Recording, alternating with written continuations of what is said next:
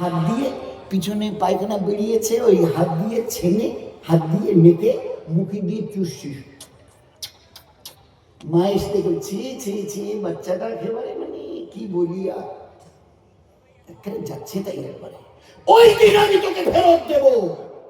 ও আম্মের হো নুন্নাকস হো ফিলখাল, যেভাবে মায়ের পেট থেকে বেরিয়ে এসে মুখ থুবড়ে পড়েছিলি ওইভাবে বয়সটা বাড়িয়ে দিয়ে মুখ থুবড়ে ফেলে রাখবো। নিজের হাত দিয়ে পায়খানা কখন বেরিয়েছে টেরও পাবে না, বলারও ক্ষমতা থাকবে না। কোন সময় অজান্তে হাত ওখানে গিয়ে লেগেছে আর খিদে পিয়াসাটা বলতে পারো না, এখন তো জবানের অস্পষ্ট আওয়াজ শোনাই যায় না, ওই অবস্থায় মুখে দিয়ে ওই দিন ফেরত দেব। আচ্ছা তোমার কিছু কর্ম হিম্মত থাকে তো জবাব দাও। এই ইনসান, তোমার ইনসানিয়তের ডঙ্কা বাজাইও না, ফিরে আসতে হবে। সুম্মা ইলাইনা তুরজাউন, ফিরে আসতে হবে। যদি ওই দিন দেখতে চাই, দেখাতে চাই, আর যদি নিজের চোখে দেখো তো নিজেরই লজ্জা হবে। আমি পায়খানা খাচ্ছিলাম বুঝতেই পারিনি, তোমরা রাগ করো না। এই জন্য ভাই, এই জীবনটাকে বুঝবার জন্য আল্লাহ কোরআনে কারীম হাদিসের এই পাতা আর তার খবর আমাদেরকে পৌঁছে দিয়েছে বুঝবার জন্য, যাতে আমাদের হুঁশ হয় এই দুনিয়ার হায়াতটা আল্লাহ কেন দিয়েছে।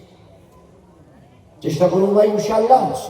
এই জন্যই আল্লাহকে চিনি জানি, জানার জন্য চেষ্টা করি। জীবনটা ধন্য হবে এতটা, দুনিয়াতে এমন জীবন আল্লাহ দেবেন, ইজ্জতের সীমা থাকবে না, সুখের সীমা থাকবে না, রহমত বরকতের সীমা থাকবে না।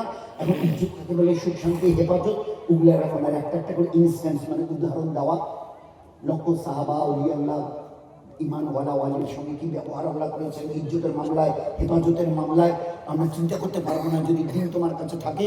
তো এই জন্য এই দিন যদি আমরা বাকি রাখি, এলমে দিন আমালে দিন, এলমে দিন আমালে দিন, এলমে দিন, দিনের এলেম শিখো আমালকে সহি করবার জন্য, এলমে দিন আমালে দিন। তো এটাকে হেফাজত করে জীবনটাকে ধন্য করবার জন্যে এর দিকে যদি একটু নেক নজর দিন। নেক তিনটে রাস্তা, হে আল্লাহ এই মাদ্রাসাটাকে হেফাজত করো, কিয়ামত পর্যন্ত দুনিয়াতে হেদায়েতকে বাকি রাখবার জন্য হে আল্লাহ এর যা কিছু প্রয়োজন তুমি তোমার তরফ থেকে মুহৈয়া করো। আল্লাহর কাছে মদদ চাওয়া। পড়ানেওয়ালা পড়ানেওয়ালি, পড়ানেওয়ালা পড়ানেওয়ালা, বাচ্চা বাচ্চি যারা পড়ছে যারা পড়াচ্ছেন হে আল্লাহ ফের ঘর দেবো। দুই, বাচ্চা দিয়ে মদত করা। কোথাকার বাচ্চা এখানে এসে হাফেজ হয়ে পাগল নিয়ে চলে যাচ্ছে, কাল কি হবে কিয়ামতেও তো আল্লাহ জানে। যে কিতাব শিখছে তো এই কটা লোক দেখছি আজকে পাগড়ি কটা লোক, কাল কিয়ামতে কি হবে আল্লাহ জানে, আল্লাহ জানে।